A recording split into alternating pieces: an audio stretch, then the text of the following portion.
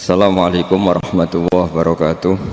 Bismillahirrahmanirrahim. Ini cerita ya, sebenarnya saya di sini tuh lama sekali sama Profesor Zaini. Saya mau curhat tentang seni ya, seni memaknai Quran. Ada ulama yang cari aman, jadi kalau nafsir Yasin, Alif Lam Mim ya wallahu a'lam. Dan itu bagus karena ya siapa yang nggak tahu kalau wallahu a'lam. Ada yang nekat itu nebak-nebak, A itu apa, lam itu apa, mim itu apa. Ini ya tepak-tepakan, bisa dianggap klenik, bisa dianggap dukun. Tapi dari sekian tafsir itu, saya cenderung ngikuti teori umum bahwa andaikan Anda orang Indonesia, kalau mau menjelaskan anak-anak, ini saya beri penjelasan A sampai Z. A, B, C, D gitu. Jadi memaklumatkan bahwa kita akan mengkaji itu secara tuntas. Mungkin dalam kultur kita, wis tak terangno A sampai Z. Wis tak delok mulai rambut sampai sikil. Sudah saya lihat mulai rambut sampai kaki. Nah, jadi itu ibaratun anil idhah bikullil wuduh. Jadi itu dianggap penjelasan yang begitu detail. Sehingga Alif Lam Mim itu ya dianggap kayak, pokoknya Quran ini menjelaskan ABCD. Itu mukhatabnya, itu pasti paham maksudnya demikian. Terus kedua menyangkut apakah yang dingendikakan Allah, yang difirmankan Allah itu mewakili atau kuliah? Kuliah itu mewakili totalitas. Misalnya begini, kalau kita nikah sama perempuan, misalnya namanya Sri gitu, bisa saja punya adik namanya Dwi, atau punya mbak namanya Dwi. Lama-lama kadang misalnya kita nyesal sebagai manusia, kok cantik adiknya itu, atau cantik mbaknya itu. Kemudian Islam melarang wa antasma'u binal ukhtaini, kamu tidak boleh menikahi dua bersaudara secara langsung. Tapi itu pun kalau kamu anggap sebagai panduan hukum itu bahaya. Karena melahirkan pertanyaan, gimana kalau ponakan dan buliknya? Jadi kita nikahi Sri, buliknya masih cantik, terus kita nikahi juga, boleh enggak?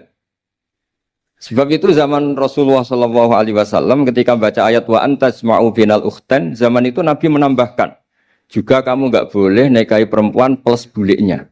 Sehingga wa antasma'u binal ukhtan itu dianggap ibaratun an hurmatil jam'i bainal mahromen, itu dianggap pelarangan menikahi dua perempuan yang ada unsur apa?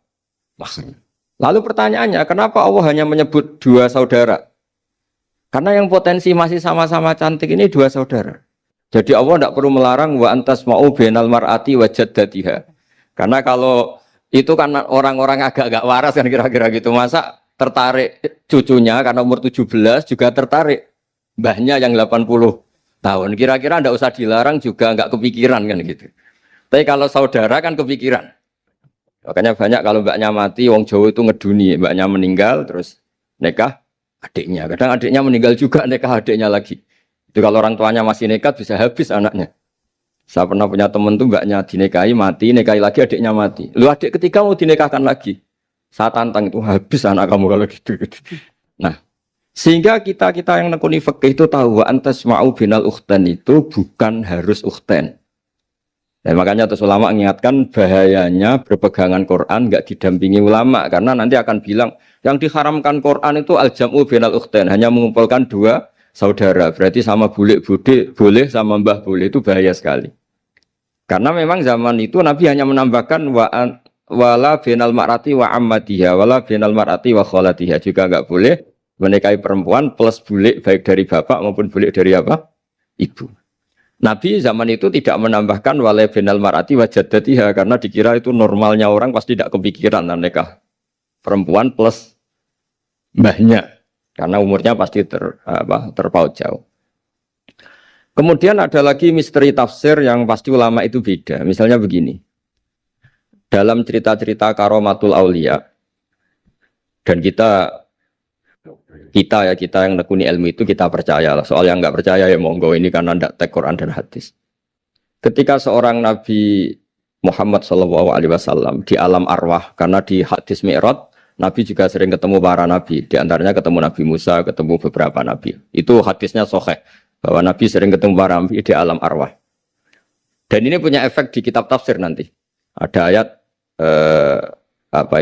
tentang pertemuan Nabi Muhammad SAW dengan Nabi Musa. Singkat cerita di kitab-kitab wali diterangkan, suatu saat Nabi itu dikomplain oleh Nabi Musa karena beliau ngendikan ulama ummati ka anbiya'i Bani Israel. kualitas ulama umatku itu sama dengan kualitas nabinya Bani Israel. Ini kan memancing sentimen. Kata Nabi Musa, benar saja masa saya nabi kok disejajari ulama gitu. Disejajari ketua direktur tadi, direktur studi Quran kan nggak terima. Masa saya nabi setara dengan LC MUI kan nggak terima. Dan itu menurut saya bagus Nabi Musa nggak terima itu. Saya sendiri juga nggak terima gitu. Akhirnya buktinya apa? Dalam cerita wali itu dipanggillah Imam Ghazali. Di cerita wali itu kata Imam Ghazali, nama kamu siapa? Ana Muhammad bin Muhammad Al-Ghazali At-Tusi Asy-Syafi'i. Jawabnya panjang sekali. Ana Muhammad bin Muhammad Al-Ghazali At-Tusi Asy-Syafi'i. Terus Nabi Musa, loh saya tanya nama kamu cerita bapakmu, mbahmu, madhabmu, daerah kamu.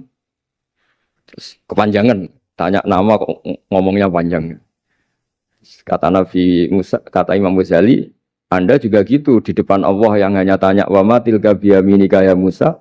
Anda jawabnya kepanjangan qala hiya asaya atawakkau 'alaiha wa husyubiya ala ghanami wal yafiha ma'aribu ukhra. Padahal Allah hanya tanya yang dibawa kamu oleh tangan kanan itu apa Musa?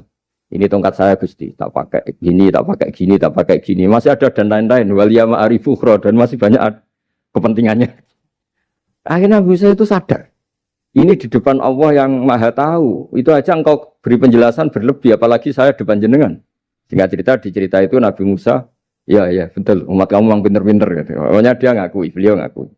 Tapi dalam perspektif ilmu Thariqah, tafsiran seperti itu tidak diikuti. Yang diikuti adalah, kalau kita ketemu rektor, misalnya Nyuwun Sewu, Satpam dipanggil rektor, atau dipanggil ketua badan wakaf, atau menteri dipanggil presiden, atau murid dipanggil guru, itu kan bawaannya grogi. Dan mulai dulu orang-orang bijak, saya kenangan saya dengan Kiai Haji Maimun Zubair, dengan bapak saya sendiri. Orang-orang bijak kalau manggil santri atau bawahan dengan keadaan grogi itu mesti tanya yang nggak penting. Supaya groginya hilang. Piye mau nang dalan macet, gimana di jalan tadi macet? Gimana di daerah kamu musim apa? Setahu saya ulama-ulama top atau rektor atau siapa saja kalau yang bijak, pasti nanya anak buah itu yang nggak penting dulu. Gimana lancar di perjalanan, datang jam berapa, sehat-sehat saja. Karena bawahan itu takut. Nah, ketika Nabi Musa ini takut, Allah itu ngikuti sunnahnya manusia. Kalau takut ya jangan tanya yang penting dulu. Kamu bawa apa? Ya dijawab, saya bawa tongkat Gusti. Jadi itu sebetulnya hanya ilmu psikologi. Bahwa kalau orang takut itu ya ditanya yang ringan-ringan. Lagi-lagi ini ilmu. Jadi analisis tafsir itu tidak ada selesainya. Dan semuanya butuh perangkat. Di antaranya perangkat itu adalah fitrah salimah. Makanya dikatakan Pak Rektor tadi benar bahwa orang bisa memahami Quran, kekuatan angin dengan cerita angin seperti ini. Tadi cerita Pak Suarsono Muhammad juga gitu, Warsono Muhammad, semuanya sama. Sehingga memaknai Quran itu baik dengan ilmiah maupun dengan fitrah salimah, itu akan sama-sama menelurkan makna yang sahih. Asal berlandas riwayat yang sahih. Saya punya sekian cerita tentang ulama-ulama dulu, kalau ngartikan ayat. Misalnya Imam Syafi'i, beliau nekuni fikih. Beliau ngendikan orang yang tayamum di tengah perjalanan padang Sahara, yang karena tidak menemukan air, itu boleh tayamum kalau sudah tidak menemukan air. Syaratnya dia nyari-nyari dulu. Nyari-nyari dulu. Jadi ditanya, kenapa harus nyari-nyari dulu padahal ini di padang pasir? Jawabnya Imam Syafi'i itu sederhana. La yuqalu liman lam yatlub lam yajid, wa innama yuqalu lam ya'rif. Allah itu ngendikan falam tajiduma'an, kemudian Anda tidak menemukan air. Di mana-mana tidak menemukan itu setelah mencari. Kalau tanpa mencari namanya lam ya'rif, tidak tahu. Ketika Allah ngendikan falam tajiduma'an, artinya harus ada sabkut tolab, harus mencari-cari dulu, baru menyimpulkan tidak menemukan. Jangan langsung tayamum tanpa mencari-cari. Karena Allah ngendikan falam tajiduma'an, kemudian kalian tidak menemukan air. Di mana-mana tidak menemukan itu ada mencari dulu sabkut tolab. Begitu di semua ayat. Lalu saya mulai 2002 atau 2003, saya sering sama Profesor Zaini, beliau bahkan sering di kontrakan saya di Wonokromo di Pleret sana. Kalau nggak tuntas dibahas dulu di bekas kantor rektorat ya, di atas itu. Saya di UI Pres, di bawah, Pak Zaini di atas. Dan tiap hari ketemu. Saya intensif sama beliau itu ada 4 tahun. Makanya terjemah ini yang dulu saya ada ikut, yang direkonstruksi hampir 40%. Karena berdebat terus, terutama fikih. Akhirnya kita misalnya, ini curhat ya supaya sekaligus lapor ke Profesor Quraish Shihab, apa yang kita lakukan. Jadi UI sudah lama sekali menerbitkan tafsir Quran, pernah induk kemenak, juga pernah setengah induk, setengah ikut, juga benar-benar akhirnya mandiri. Semoga perhitungannya bukan pasar, tapi ingin semoga, saya tidak tahu kalau hitungannya pasar itu tidak wilayah saya, tapi semoga enggak lah. Itu kita sering berdebat, itu tentang bolehkah memanfaatkan cerita Israiliyat untuk merekonstruksi ayat yang potongan dari cerita para nabi. Misalnya tahu-tahu kita ada cerita wahal ataka naba'ul khosmi istasawwarul mihrab istakhalu ala Dawuda fafazi'a minhum. Kata fazi'a itu maknanya kaget. Itu kalau kita misalnya kamu apa tahu orang-orang yang melompat pagar kemudian Nabi Dawud ini kaget. Itu cerita itu bisa terbentuk meskipun orang-orang banyaklah pakar-pakar tafsir yang anti Israiliyat. Tapi kita bisa maknai itu tuh kalau misalnya kata kaget. Kenapa kaget? Nabi Dawud itu seorang raja, bahkan orang barat nyebut King David.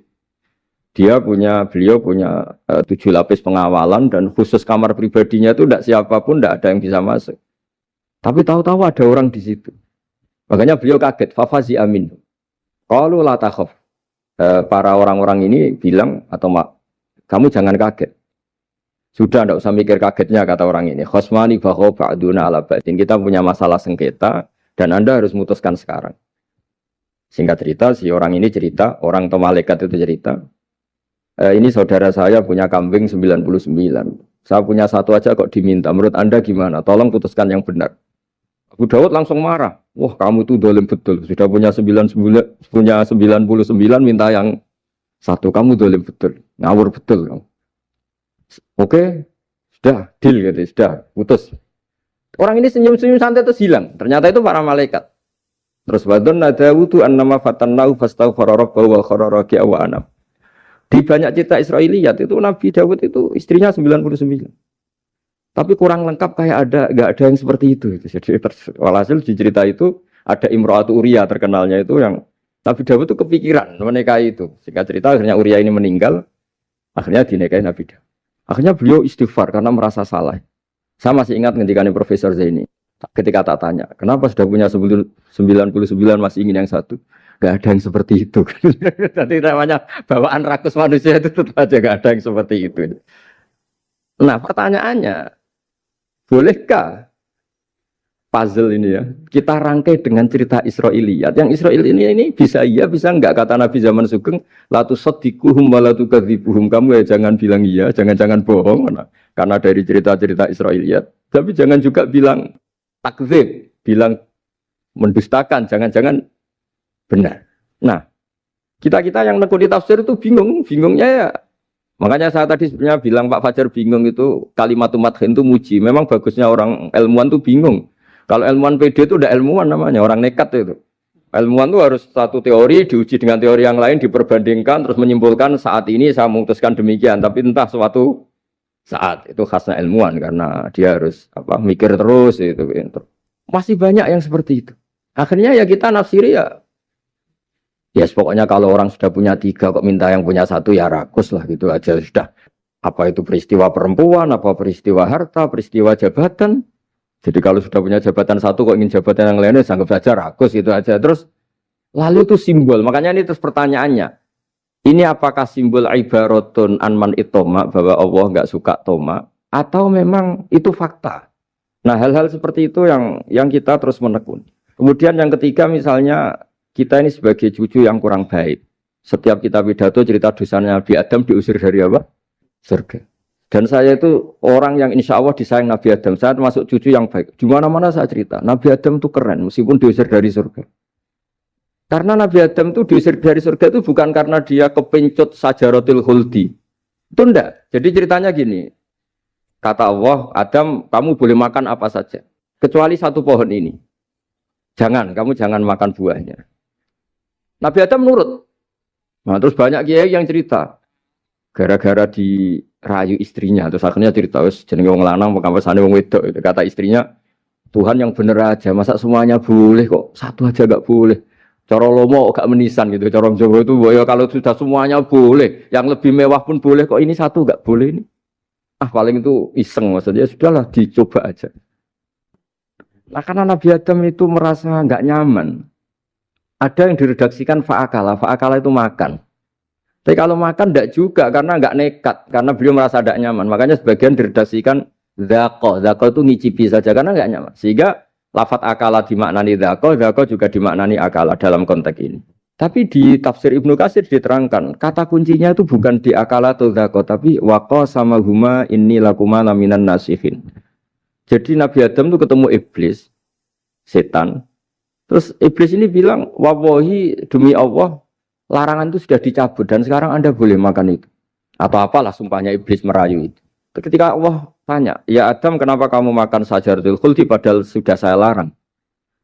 Ini hebatnya Nabi Adam. Waqa sama huma. Wa izzatika ya Rabbi ma adzunnu anna ahadan yaklifu bika kadiban. Wa izzatika ya Rabbi ma adzunnu anna ahadan yaklifu bika kadiban. Misalnya saat kita punya teman yang biasa bohong dengan kita. Oke, biasa bohong kita tidak percaya. Tapi kalau teman itu bilang gini, kamu dipanggil rektor. Misalnya saat santri kamu dipanggil Mbah Maimun. Bawaannya orang takut karena bawahan tadi. Itu pasti tidak ngecek lagi. Meskipun yang cerita ini orang bohong, biasa bohong. Tapi ini dipanggil rektor, dipanggil ketua badan wakaf, ketua yayasan badan wakaf. Kan pikirannya tuh, waduh, mendingan coba-coba lah daripada bawaannya itu mesti tidak mikir langsung. Nah, ketika nama engkau disebut ya Allah, ketika nama engkau disebut, wawahi saya ini benar kata iblis. Saya tidak kepikiran, wa izzatika ma adzunnu anna ahadan yahlifu bika kadziban. Saya tidak pernah mengira ada seseorang atau makhluk siapapun yang ketika menyebut engkau kemudian dia bohong. Mencatut nama presiden itu buat orang fasik kan ya takut. Nyatut nama rektor buat orang nakal pun takut. Apalagi ini nyatut nama Allah. Ini Allah sudah bilang kamu boleh makan ini. Barokahnya jawaban itu sumastabahu rabbuhu fataba ali wahada. Nabi Adam saat itu juga jadi al-mujtaba. Dia orang pilihan. Ya, ini saya termasuk cucu yang baik karena meneruskan cerita sampai sempurna ini. Jadi mohon para kiai, para balik yang cerita Nabi Adam dosa itu mohon tobatlah. Kasihan tuh mbah kita, wanu ceritakan dosa nih. Dosa kalah beong wedok semacam-macam lah itu kasihan.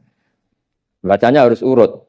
Wa aso adamu rabbahu fahuwa tapi sumajtabahu rabbuhu fataba alaihi wahda. Jadi lengkap lah. Jangan cerita dosanya tok terus disimpulkan. Mbah kita aja dosa apalagi kita sudah salah. Ngambil dalil dipakai justifikasi gitu.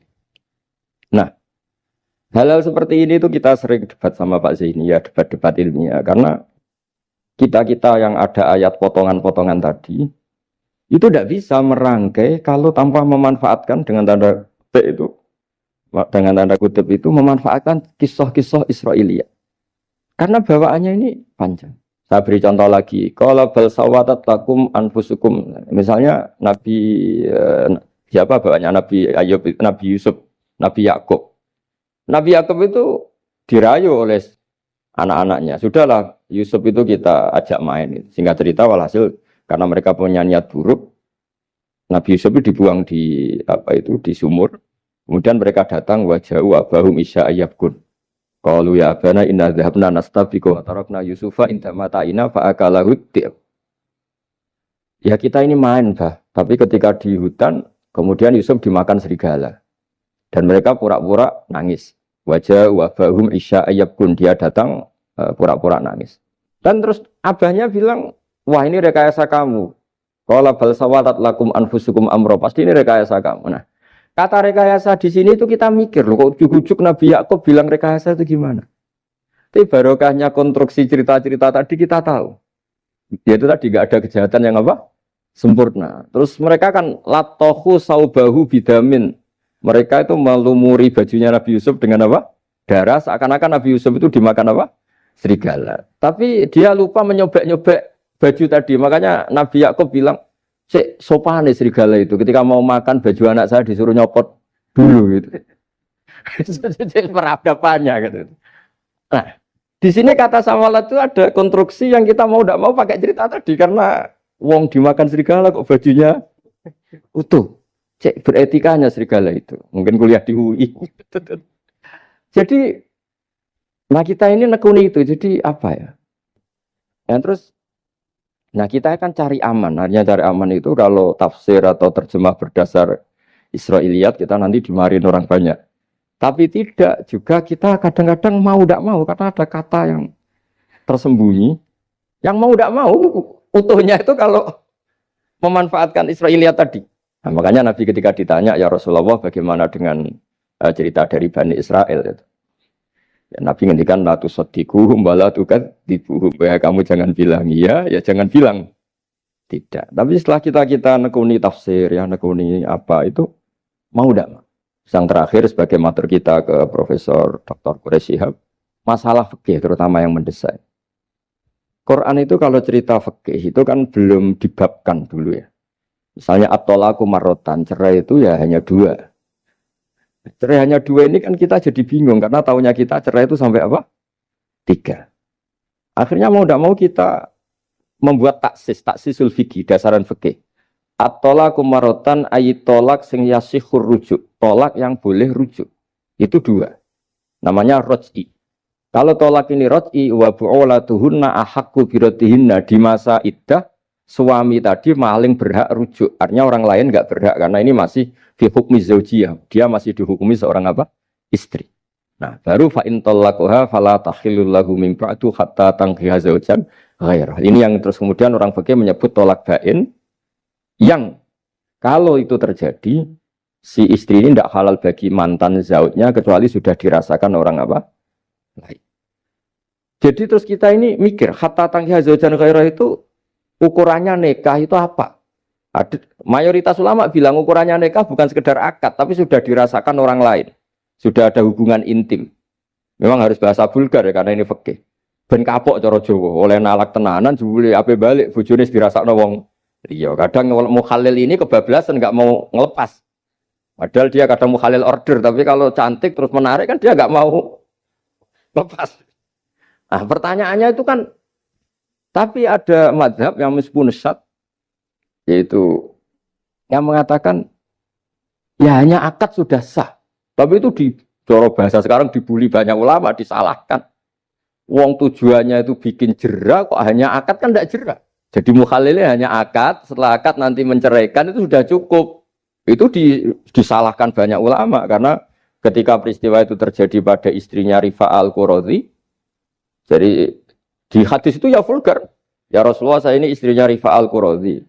Kemudian dia mencerai saya, fabat tato lagi, tolaknya sampai habis. Kemudian saya nikah sama Abdurrahman bin Zabir. Di hadis ini bukan bacanya bukan Zubair tapi Zabir. Abdurrahman bin Zabir. Tapi orang Arab itu ya agak-agak vulgar. Wa inna ma ma'ahu mislahud batis saw. Tapi alat kelaminnya tuh kiwir-kiwir. Nabi saya tidak mau.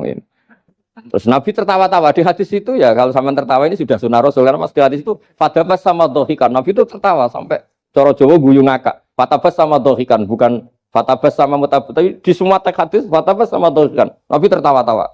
Kamu ingin ya sama suami kamu yang pertama. Terus Nabi ngendikan la, kata hatta yadzuqa usailataki wa tadzukina usailata. Enggak, sehingga kamu merasakan dia dan dia merasakan kamu. Sehingga ulama mengatakan hatta tankiha zaujan ghairah adalah sampai hubungan suami istri untuk menjadi mukhalil yang, maksud saya di sini juga matur sama rektor sama ketua badan wakaf ini enggak gampang ngamanati jadi direktur. Makanya Pak Fajar minder itu sudah benar. Mendingan noto sandal dari kanan jadi kiri, kiri jadi kanan gitu. Karena PR-nya itu besar dan nanti diaudit. Apalagi kalau dapat gaji lebih besar lagi. Makanya ini kalau bisa Pak Rektor, Pak Badan Wakaf ini nggak usah digaji supaya hisapnya ringan. Sudah keliru dapat uang kan berat hisapnya. Ya dulu tanya Profesor Zaini, bertahun-tahun saya kerja di itu nggak kepikiran gaji, sampai sekarang nggak kepikiran. Pak Zaini tahu kalau saya ikhlas. Saya bilang, kok ada orang ikhlas apa? Saya ini anak kiai, cucu kiai, ajaran paling pokok ya ikhlas. Sebetulnya bukan ikhlas banget, karena kalau digaji kok salah itu hisapnya berat. Ya salah dapat gaji. Jadi mohon ini dipakai percontohan pertama. Ya ini kan kita saudara semua, rileks saja lah. Dipakai percontohan apa? Pertama ada direktur studi apa Pak On tambah apa? Tambah gaji ya. Tambah follow sih kata ketua DPPAI ini ya. Jadi ini semua matur kita ke Profesor Quraish Shihab supaya beliau nanti bisa ngendikan. Saya termasuk orang yang sangat menghormati beliau dan insya Allah nanti saat tanggal 6 April atau apa juga mau sowan beliau. Dan beliau juga sering curhat, saya juga sering baca tafsir Al-Misbah beliau di Muqaddimah. Dan rata-rata ya curhat. Mau tahlili efeknya gini, mau maudhu'i. Tapi karena memang Kita ngadepin teks yang umurnya sudah hampir berapa? 1000 berapa Pak Tamji? 1400 berapa? Ya sekitar 1400 berapa. Tapi tadi makanya kan kita kalau nerjemah terus saya di antara yang saya usulkan ke Profesor Zaini saat itu, saya mau ikut tim asal ada catatan kaki, terus ada beberapa tambahan catatan kaki supaya tadi wa antas mau binal ukhten itu kalau kita misalnya kita kembali ke Quran hadis, Quran saja. Lah kalau ke Quran saja yang diharamkan wa antas mau binal ukhten, padahal di sini juga wala binal mar'ati wa ammatiha wala binal mar'ati wa kho. Terus kita sebenarnya ingin nambahi wala binal mar'ati wajat tidak. Tapi kan kayaknya enggak kepikiran. Nah, ada orang kok. Tapi kalau mbak atau adik itu kepikiran kan? Karena kalau ketemu temannya kan, saya sering punya teman yang dapat dua-duanya teman saya.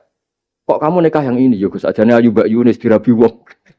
Ya atau yang ayu adiknya juga. Wah saya keduluan Gus ajane aku lak incer adik. Ambek bapaknya dijokno Mbak Yunis.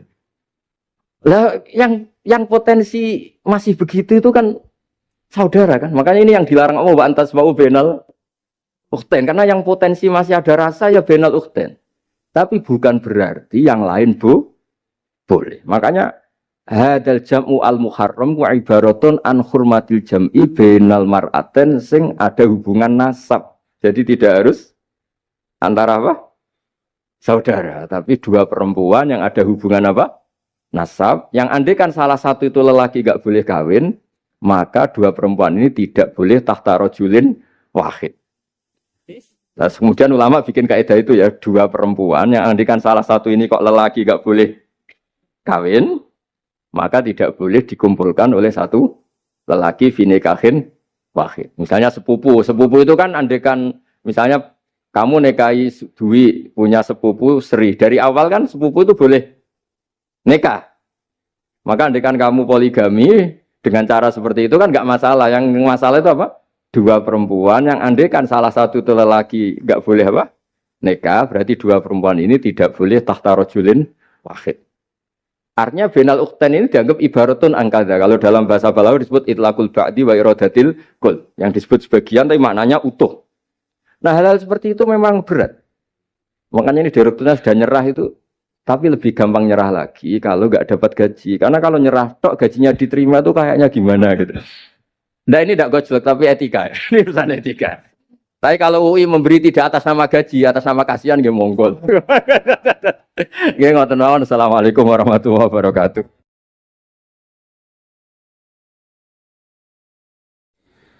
Kula badhe cerita menawi elek kula mboten ngertos mergi tuwa kula umure. Dados riyen buyut Baiti niku ngapalnone Quran niku dibiayai Mbah Hamzah Sato. Dados Sayyid Hamzah Sato niku Sayyid Ageng Al-Alim Al-Alama sing manggen teng Putih Sedan. Iku pernah dados kiparipun Kiai Zubaidi. Dados Mbah Baidi niku jo nate dididik dipondokaken dening Sayyid Hamzah Sato. Dados di antara sing diceritaken Mbah Mun teng manakibe Sayyid Hamzah niku jasane Sayyid Hamzah niku ndadosaken buyut Baidi niku ngantos apal Quran. Mbah Baidi niku bin Dimyati riyen, Mbah Dimyati niku santri alim dipek anak angkat Mbah Umar Harun. Dados ulama sarang Fiddaurisani riyen paling sepuh, paling disepuhaken asmanipun Mbah Umar Harun. Mantunipun Mbah Ghazali. Niku Mbah Mun sering cerita riyen niku buyutem Kudus Kiai Maksum kepengin ndek mantu sarang. Terus buyut kula Hafsah nggih buyut lek kula niki dipondokaken teng sarang. Tapi riyen dereng enten pondok terus dititipaken tiyang terus dipacaki ben ketok ayu dari ben santri sarang ku seneng niku sing rati duka istiad model seperti ini. Alhamdulillah saya putu-putune pun pinter seneng tiyang niku pun barokah. Mboten usah diwarai pun pinter. Riyen mboten enten pacaran, mboten enten WA, mboten enten nopo. Tapi singkat cerita niku terus buyut Hafsah niku dikersakno Mbah Umar dinikahaken anak angkat. Ini ku Mbah Dim Yati. Dinikahaken Mbah Dim Yati. Kiai-kiai Kudus itu ceritane niki ceritane ora pati trimo mergi Mbah Dim Yati itu tiang Banjar. Walhasil ngantos dites. Riyen niku mentolo calon mertua ngetes mantu niku mentolo kan maca kitab iso ta ora. Terus Cara dukun itu mandi ta ora anu rek dites iku mentolo mertori ora dikaco jan riyen. Asane kan mboten mentolo. Pergi khawatir nak alim mantune malah isen. Lah kata tiang-tiang ngeten iki mek mantu santri terus ngetes pinter mantune no. Dirofak dua coder ya ora roh. Donyane dipek ya ora roh, sertifikat diwalekno ya ora roh terus ora usah dites. Walhasil sing cerita terus buyut niku angsal kalian. Badhe nyati niku angsal Mbak Hafsah. Manggen teng Damaran niku riyen Damaran pondok sepuh. Teng biografi ini pun Kiai Maksum Lasem mawon nate ngaji Mbah Maksum Damaran. Niku ditulis resmi kalian Habib Haidar Bahmat. Dados Habib Haidar bin Hasan bin Sodaqah bin Zaini Tahlan. Niku nulis biografi ini Mbah Maksum niku termasuk nate ngaos Mbah Maksum Damaran. Mbah Soleh Darat yang terkenal gurune Mbah Hasim nggih nate ngaos Mbah Soleh Asnawi Damaran. Dados sak silsilah alim alamah niku nggih buyut-buyut lelek niki alim alamah. Seputune sing rapati sregep ku rapati wani cerita. Lah niku imma tawadhu wa imma engko diarani goblok dadi sing beber roh. Rasane niku mboten fair. Nggih nak buyute alim nggih diakoni napa? Alim kersane nak sing goblok nggih isin utawi tawadhu napa lah pilihane. Wong goblok biasa ae. Nampa kodok koder. Salah niku nikah. Mboten kerasan deh tenggene Kudus Damaran. Mboten kerasan. Lah niku sing akhire tenggene balokan mriku tenggene Karas terkenali cerita niku buyut niku gadah Mbak Yu sing pun manggen teng mriku. Mbah Dim niku soal hasil manggen teng balokan niku tenggene Karas. Terus sering ditilihi Mbak Arwani niki kula cerita Duriyatam Ba'duha Mimba. Kula wingi ngisi khataman tenggene Yambuk Mbah kepanggih Gusulin, kepanggih Pak Arifin. Niku Mbak Arwani saking kultuse teng buyut teng Mbah Hafsah. Niku fi hayatiha gesowan. Ba'da wafatiha ge nate Mbak Arwani sowan teng saryanipun Mbah Hafsah sing derekno Pak Arifin Fanan. Mbah Ulin cerita teng kula pokoke abang nak nimbali buyutem Besah. Besah nah, Besah bibik Hafsah. Terus kula cerita teng lek-lek niki mergi kula ngundang lek tapi tuwa kula, umure tuwa kula. Pengalamane nggih top kula. Cara dhuwit nggih kata kula. Cara teng Jakarta niku nggih menteri-menteri sing dirohi nggih kula mboten lek-lek. Terus nak masalah kondang-kondang kula. Duka nak teng akhirat nggih kondang kula. Mboten niki tasjek supados duwe nyali. Mosok Pak Lek kalah mbek ponakan. Nak ponakane iso maca Ihya palike luwih iso. Nak ponakane ngawur ya palike luwih ngawur. Terus akhiripun niku seniki cerita. Terus Mbak Arwani sing ngonten terkenal Al-Muqri Al-Masyhur. Iku kultus kalian buyut kula namine Hafs. Saking kultuse niku ngantos fi hayatiha wa ba'da wafatiha Mbak Arwani sowan. Lane kula teng Kudus ora dikeramat, kula riyen setor teng Kudus teng Damaran niku setiap hari satu juz iki cek menangi dijak nyuwun sewu dijak khidmah Mbak Arwani nak didusi Banur Mutakin badhe mandi badhe wudu. Kula sering dijak teng kamar beliau. Dorong beliau badhe siram terus dipanasaken tapi beliau terus pun boten saged mucal tapi tesese. Niki cerita teng palik-palik kula boten badhe cerita kata-kata. Tapi kersane ngertos bahwa buyute niku keramat. Terus kereng. Dadi kula niku ora dijanggal belek Rahmani Wafi terus apian. Menawa ya kereng cuma nang ngarep ora wani. Buyut kula niku terkenale kereng. Pak Hafsah. Soal hasil terus gada anak barep Sofiah niku sing buyut kula. Angsal Mbah Idrus Lasem. Wonten sing nyeluk Idrus. Alite namine Abdul Khadir. Riyen Lasem pondok kondang. Lane kula gada darah Lasem. Mbah Idrus niku bin Umar. Jadi nak Mbah Hamid Pasuruan Hamid bin Abdul bin Umar, Mbah kula Fatimah binti Idrus bin Umar. Terus kondang. Dia adik Badiah digarwa Mbah Mahfud. Dadi wong kondang teng Kajen. Terus Mbah mun cerita. Nak kepengin kondang ku besanan ambek Mbah Hafsah. Terus akhirnya walhasil keluarga sarang niku wonten sing diangsalno Mbah Baidi niku ping kalih. Sing setunggal sing dados Mbah Ahmad dados Mbah Madan. Terus asal usule besanan mbek Mbah Hafsah ben anak putune kondang. Nggih niki mun kodak sedanten ning mondhoke teng Turki bareng gempa ra melok. Nah iku jenenge wong kondang. Dadi nak Turki sugih rono nak melarat mulai. Niku pun pinter lah. Iki sami lek Rahman Yaman perang mulai. Oh nak damai rono meneh. Lah niku nggih pinter. Terus niki cerita mawon tentang lelek mungkin saged nggih pun kertas lah mungkin saking Mbah Mat. Kalau cerita ini salah atau kurang lengkap itu saling melengkapi. Sejelas niku Buyut Dimyati yang Bacar niku diregani teng sarang baru kayak alim. Lah niku delala kersane pangeran niku delala. Naskahipun Ki Umar Harun itu disarang di MGS Sulami mboten dicetak. Wis pokoke mboten dicetak. Singkat cerita delala kula kepanggih Gus Said terus beliau minta kula kan ngedit naskahipun Mbah Umar Harun. Namine Islahu Al-Sunil Waro. Nazman Nahwu. Kados Alfiyah persis Alfiyah. Jumlahnya sekitar 800. Niku delala ngantos dicetak niku kula nderek ngedit bahkan mungkin nggih namung Gus Said kalian kula sing nggih sepuh nderek ngantos bar. Maksudnya delala naskah sing gadane buyut kula Ki Dimyati dipe anak angkat Mbah Umar Harun niku kula nderek nyetak, nderek ngedit, nderek macam-macam ngantos kelar ngantos dicetak. Dan iki nunjukno nak pangeran niku kepengin sedanten niku sama. Ya yasilu nama amarallah bihi ayyusol. Orang baik itu orang yang menyambung sesuatu yang harus nopo disambung. Nah, kenapa saya cerita sanad seperti ini supados ngertos nak Islam niku mboten berdiri sendiri. Tidak hidup di ruang yang kosong. Nabi Muhammad sallallahu alaihi wasallam, Mbah Mun sering cerita. Kena apa kok hijrah teng Madinah? Mergo melok wong ora kepenak. Dados Nabi niku min jihadil ab niku Quraisy. Muhammad bin Abdullah bin Abdul Muthalib bin Hashim. Delala pangeran ngersakno Said Abdullah badhe wafat niku tindak teng Yathrib. Terus gerah terus dirumat mek keluarga saking ibu.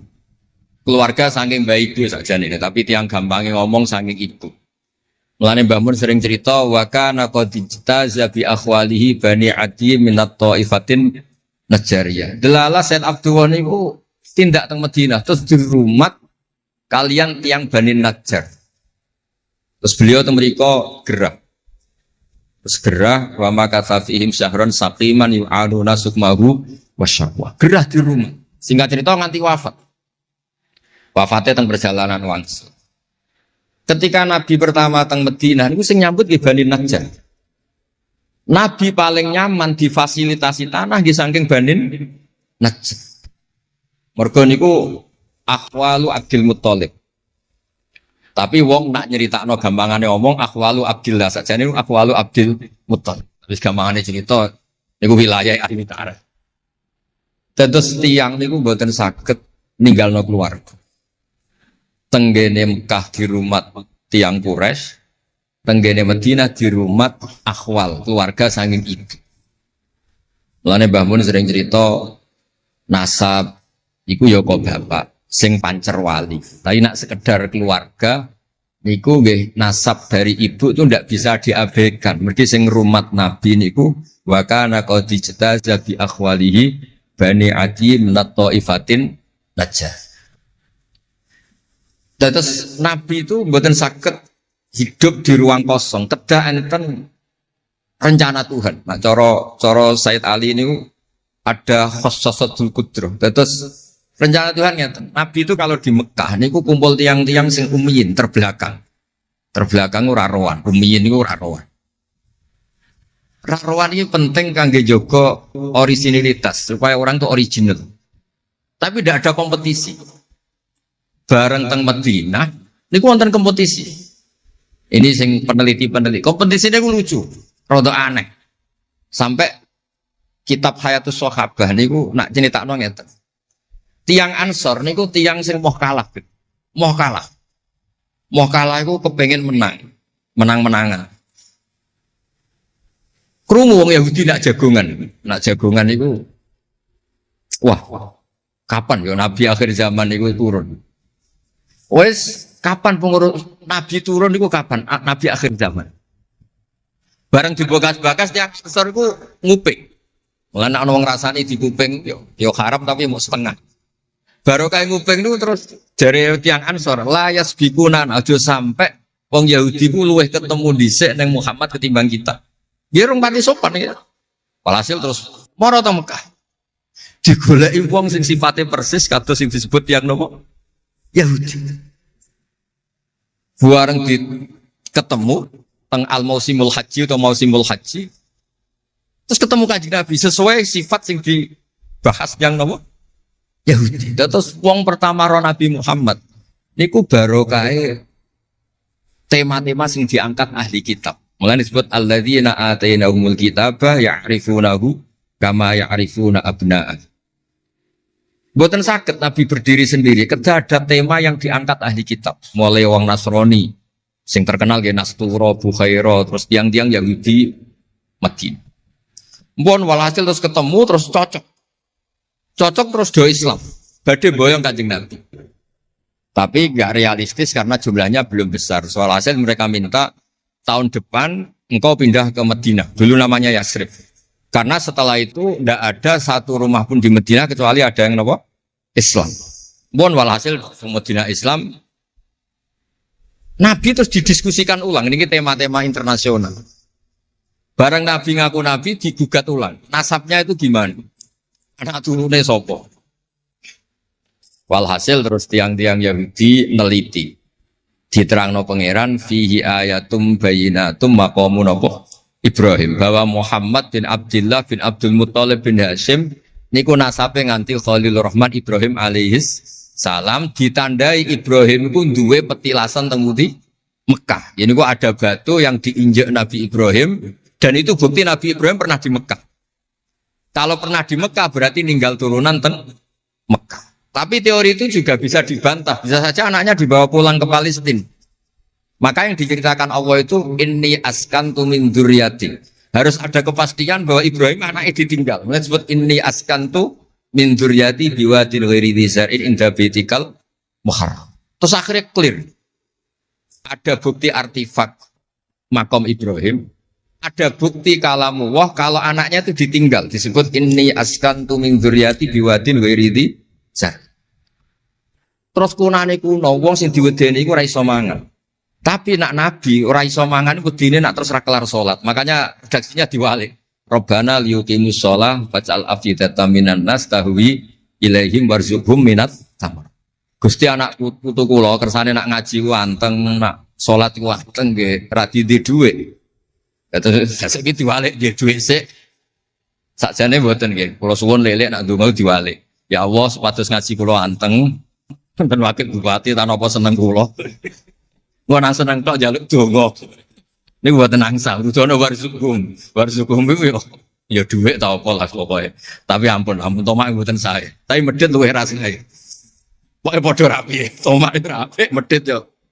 Wong sering ditakoki dia, Gus, hukume pilihan desa bayar ku piye? Ya suap ku haram. Tapi calon lurah medhit yo haram. Lah terus hukume piye? Ya hukume sore kowe suap ku haram, calon pemimpin medhit yo haram. Lah hukume piye yo hukume ngene iku. Dadi tomak ning wakil bupati yo haram, wakil bupati medhit yo haram. Dadi haram ketemu haram. Esuk kok ora hukume ngono. Wis konane kuno iku wong sregep ibadah bayangane Nabi Ibrahim yo ndek dhuwit. Rabbana liyuqimus shalah faj'al afidatan minan nas tahwi ilaihim warzuqhum minat. Lan alamate kitab lek sing seneng kudu akeh. Piye-piye afidatan minan nas tahwi ilaihim. Tahwi ku seneng sing ngawur. Nek seneng kok ijek ngekeki dhuwit 10.000 20.000 ora ngawur. Hawa iku seneng sing ana ngawure. Tahwi ku seneng sing ana ngawure. Nak seneng kok ijek terkontrol rong pati tahwi. Dadi hawa iku seneng sing ana ngawur. Dadi nak kiai kok sing seneng rapati akeh iku ya rong pati Nabi Ibrahim. Niki cerita dados kersane lek-lek ngertos pilih buyut-buyut itu tiang alim alama. Kulo nu nanti mau biografi resmi pun Kiai Maksum Lasem sing terkenal nih Bali Maksum. Niku biografi resmi nanti ngaji Mbah Maksum Damar. Nggih kondang buyut-buyut niki. Sakniki niku aja cerita kondange buyute yo. Pokoke nak buyut kondang nggih putune. Kondang. Dah kondang wis dadi Jundul Mustofa pasukane Kanjeng Nabi. Pasukan itu riyen terus kalau cerita santai-santai jadi kalau suwon simtu duror gitu didamel berjanji gitu didamel tiba gitu didamel pergi tiang niku seneng Nabi ku macam-macam. Habib Ali niku termasuk orang yang cara berpikir itu Nabi itu nuraniun, Nabi itu nur. Sehingga beliau berpikir nggak perlu ada hatinya Nabi yang dicuci, dikeluarkan darah dari kolbun Nabi. Karena materinya Nabi itu sudah apa? Nur, sudah suci. Jadi wa ma akhrajuhu min qalbihi adan.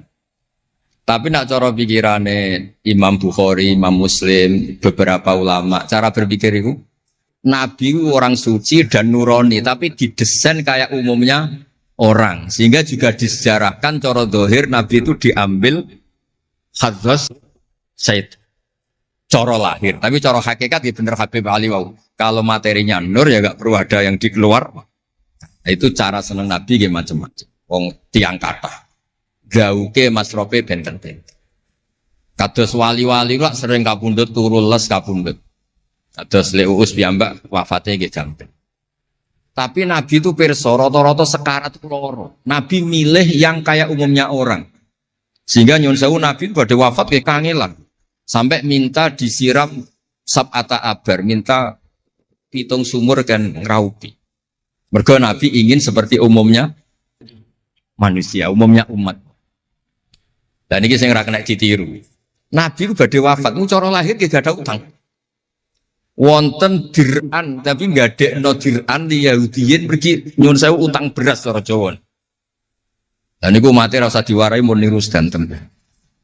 Artinya ngeten kula nu nate ra ditukaran mbek kiai no. Pertama kula mun sae ndekne cerita apike abahe tak bareng. Sesuai kok lama. Bapak kula Gus alhamdulillah mati gak diutang beras, cerita mati ra diutang beras. Padahal rata-rata kiai iku mati ra diutang. Wonge pukule ra karuan sesuk tak amuk. Ya wis, Nabi tarehno pisan kapundhut ora ana dir'an di Yahudiyin.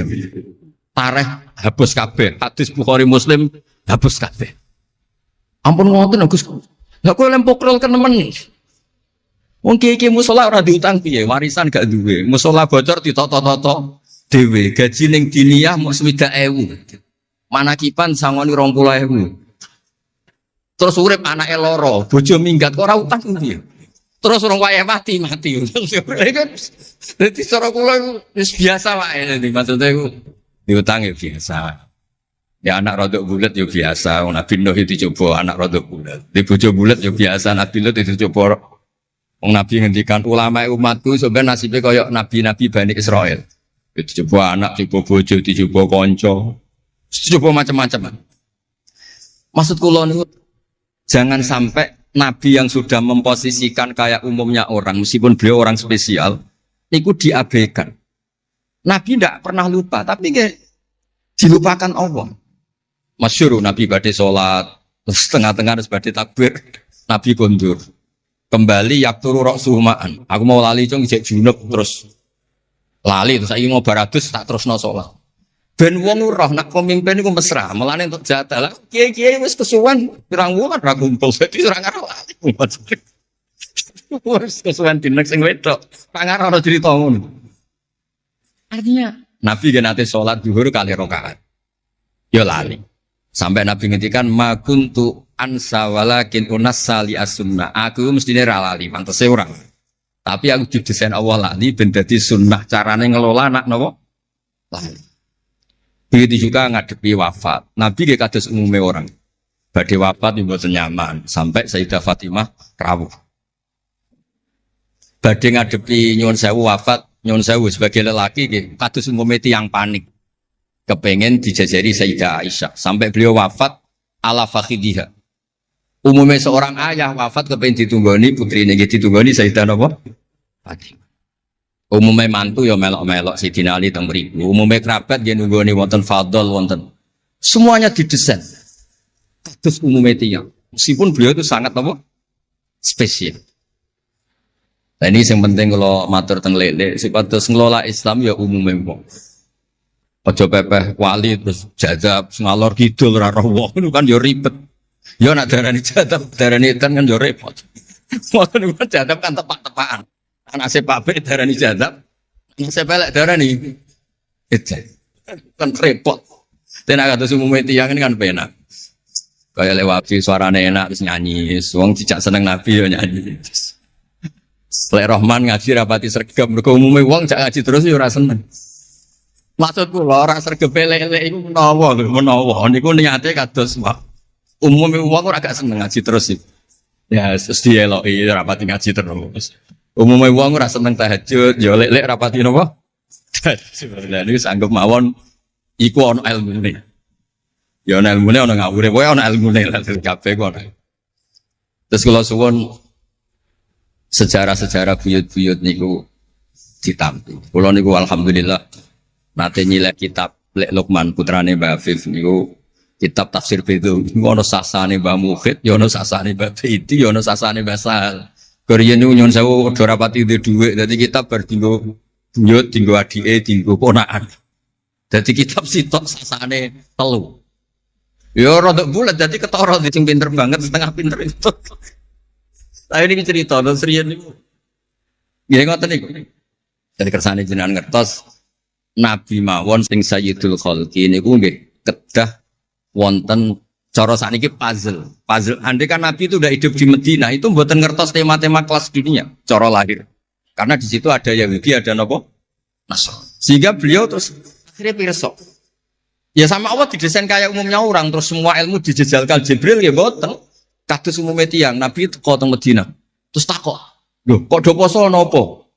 Terus Yahudi ditakoki kena apa kok poso? Ini tanggal 10 Suro. Yaumun najawau fi Musa, ini hari Nabi Musa selamat. Kata Rasulullah, saya lebih berhak menghormati Nabi Musa. Kemudian Nabi menyuruh puasa. Mboten kok terus Nabi kan ngaji malaikat Jibril khatam kok ngene mat kowe ngene terus protap nggih mboten kados umume tiyang. Dan itu yang menjadikan Islam kuat sampai sekarang karena didesain kayak umumnya orang. Gus-gus yang mondok kok umum wong, kadang ya ditakzir kiai ini, kadang ya dicurigai gurune, macam-macam wong. Aja kok terus mlebu kamar mulai lah dunia kan yo repot. Kan yo repot, model ngoten kan yo repot. Semuanya didesain. Tadi mulane kula seneng tareh-tareh sing ada sisi dasarnya. Terus terakhir kula badhe cerita ilmiah yang ekstrim. Niki kula nate matur Habib Jindan, ternyata Habib Jindan nggih setuju. Riyen bareng Nabi terkenal niki sing spesial kula cara Jawa cangkem elek. Sing spesial kula memang kula amdan mboten sahwan. Nabi bareng terkenal kenal Allah. Terkenal ngerti khobaros sama. Niku wong desa-desa ku motore ilang ya matur Nabi. Ontane ilang ya matur Nabi. Duwe ilang ya matur Nabi. Jadi nak cerita tentang buyut-buyut kula teng Tasikmadu niki termasuk keramate buyut Baiti niku riyen mbah kula nu sugih. Buyut-buyut kula teng Panjunan juga, teng Batan juga. Masih ku ilang. Ya matur Mbah Bedi, teng mriki matur. Mbah Bedi nu nggih kiai alim sakjane ya ora pati iso, wong ora dunia. Niku badhe tindak mriku dipethuki Mbah Manyuro. Mbah Siti Syariah. Didhawuhi niku yai macen niku didelekno teng mriki teng isore sepet. Ya akhirnya pirsa Mbah Bedi kok dipethuki Mbah Manyuro. Menawa putu-putune wis mulai ngoten. Jadi niki cerita. Akhirnya anggere ana unta ilang niku ya kok Nabi. Nabi pas niku tesih purun jawab. Ontamu ning kene. Tampare kesangkut, taline kesangkut wit iki fi idhi kada. Ning daerah iki. Diparani persis. Suwe-suwe nglamake. Antal ladzi tasumu annaka ta'rifu khabaras sama. Fa akhbirni amma fi batni naqati hadi. Kowe jare roh berita langit. Sek ontaku iki anake lanang ta. Wedok. Opo ditakokno Nabi sampai pelecehan. Karena kamu tasum andaka ta'rifu khabar sama. Karena kamu ngeklaim tahu beritanya langit. Mosok isine unta ora roh, unta ilang roh. Niku marine ngene. Mulane sing khusuk-khusuk sing saleh-saleh kudu mikir, kudu maca tarikh iki. Marine iku mergo ana sahabat sing nyuwun sewu nak ngendikan elek. Jenenge Salamah bin Salamah. Bulan jenenge Salamah bin Salamah, jenenge kembar dadi gampang hafal. Salamah bin Salamah. Diceluk. Latas ala Rasulullah. Wasal nih. Masalah niku aja takok Nabi, takok aku luwe roh. Saiki ngerti belum? Bareng kelem coba ngene, kula apal bahasa Arab, ora usah diterjemah. Nazau ta'aliha fakanat laka minha sakhla. Sebagian riwayat nazau ta'aliha fa fi batniha minka sakhla. Sing majangi kuwe anake ndak raimu. Iku terus ra ono sing wani nggih pelecehan ning Kanjeng Nabi. Mergo yo mangkelno Nabi berhubung pirsa khabar sama duwe ilang takok. Nabi bangkrut takok Nabi, diusir bojo kondo Nabi. Wayah papat ben damai takok Kanjeng Nabi. Kanjeng Nabi. Ngono cara saiki wakil bupati minta dibupati takok Kanjeng Nabi. Repot. Demikianlah sahabat kajian Kusba yang dapat kami sampaikan. Semoga dapat bermanfaat untuk kita semua. Wallahu a'lam bishawab. Wassalamualaikum warahmatullahi wabarakatuh. Assalamualaikum warahmatullahi wabarakatuh. Bismillahirrahmanirrahim. Ini cerita ya, sebenarnya saya di sini tuh lama sekali sama Profesor Zaini.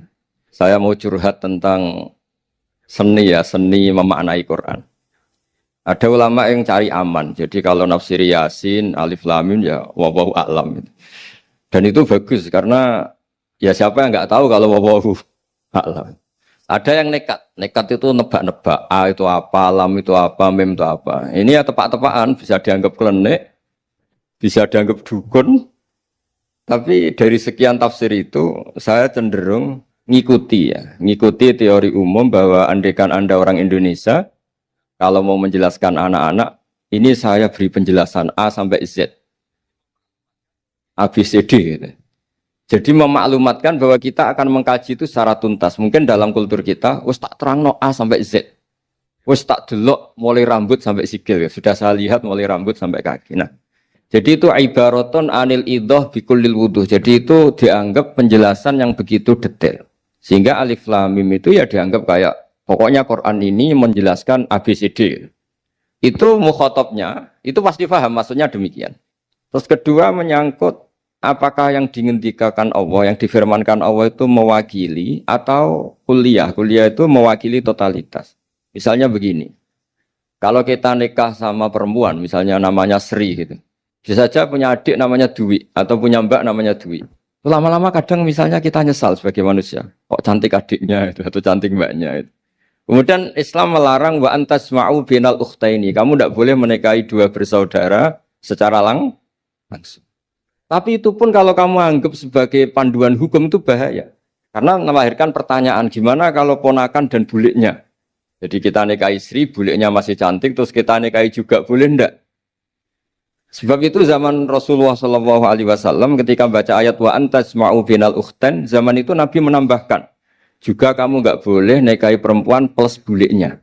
Sehingga wa antasma'u binal ukhtain itu dianggap ibaratun an hurmatil jam'i binal mahromen. Itu dianggap pelarangan menikahi dua perempuan yang ada unsur apa? Mahram. Lalu pertanyaannya, kenapa Allah hanya menyebut dua saudara? Karena yang potensi masih sama-sama cantik ini dua saudara. Jadi Allah tidak perlu melarang wa antasma'u binal mar'ati wa jaddatiha.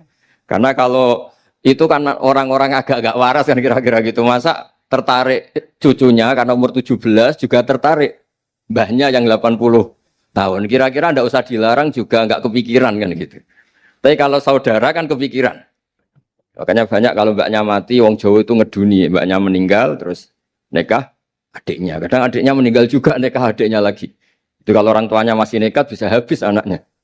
Saya pernah punya teman tuh mbaknya dinikahi mati, nikahi lagi adiknya mati. Lu adik ketiga mau dinikahkan lagi. Saya tantang itu habis anak kamu kalau gitu. Nah, sehingga kita yang nekuni fikih itu tahu wa antasma'u binal ukhtan itu bukan harus ukhtan. Nah, makanya terus ulama mengingatkan bahayanya berpegangan Quran enggak didampingi ulama karena nanti akan bilang yang diharamkan Quran itu al-jam'u binal ukhtain, hanya mengumpulkan dua saudara. Berarti sama bulik bude boleh, sama mbah boleh, itu bahaya sekali. Karena memang zaman itu Nabi hanya menambahkan wala binal mar'ati wa ammatiha, wala binal mar'ati wa kholatiha, juga enggak boleh menikahi perempuan plus bulik baik dari bapak maupun bulik dari apa? Ibu. Nabi zaman itu tidak menambahkan wala binal mar'ati wa jaddatiha karena dikira itu normalnya orang pasti tidak kepikiran nikah perempuan plus mbahnya karena umurnya pasti terpaut jauh. Kemudian ada lagi misteri tafsir yang pasti ulama itu beda. Misalnya begini. Dalam cerita-cerita karomatul aulia dan kita yang nekuni ilmu itu kita percaya lah. Soal yang nggak percaya ya monggo, ini karena tidak tek Quran dan hadis. Ketika seorang Nabi Muhammad SAW di alam arwah, karena di hadis Mi'raj Nabi juga sering ketemu para nabi, di antaranya ketemu Nabi Musa, ketemu beberapa nabi. Itu hadisnya sahih bahwa Nabi sering ketemu para nabi di alam arwah. Dan ini punya efek di kitab tafsir nanti. Ada ayat tentang pertemuan Nabi Muhammad SAW dengan Nabi Musa. Singkat cerita di kitab-kitab wali diterangkan Suatu saat Nabi itu dikomplain oleh Nabi Musa karena beliau ngendikan ulama umati ka'ambiya Bani Israel. Kualitas ulama umatku itu sama dengan kualitas nabinya Bani Israel. Ini kan memancing sentimen.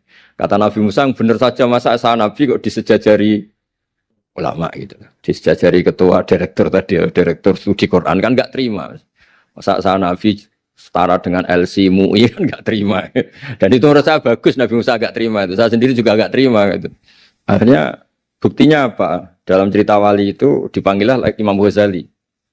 Di cerita wali itu. Kata Imam Ghazali, nama kamu siapa? Ana Muhammad bin Muhammad Al-Ghazali At-Tusi Asy-Syafi'i. Jawabnya panjang sekali. Ana Muhammad bin Muhammad Al-Ghazali At-Tusi Asy-Syafi'i. Terus Nabi Musa, loh saya tanya nama kamu cerita bapakmu, mbahmu, madhabmu, daerah kamu. Terus kepanjangan, tanya nama ngomongnya panjang. Kata Nabi Musa, kata Imam Ghazali, Anda juga gitu di depan Allah yang hanya tanya wa ma tilka biyaminika ya Musa. Anda jawabnya kepanjangan qala ya asaya atawakkau 'alaiha wa husyubiya ala ghanami wal yafiha ma'aribu ukhra. Padahal Allah hanya tanya yang dibawa kamu oleh tangan kanan itu apa Musa? Ini tongkat saya Gusti, tak pakai gini, tak pakai gini, tak pakai gini. Masih ada dan lain-lain wal ya ma'aribu ukhra dan masih banyak kepentingannya. Akhirnya Musa itu sadar. Ini di depan Allah yang maha tahu. Itu aja engkau beri penjelasan berlebih. Apalagi saya depan jenengan. Singkat cerita, di cerita itu Nabi Musa, ya betul, umat kamu memang pinter-pinter. Gitu. Pokoknya dia ngakui, beliau ngakui.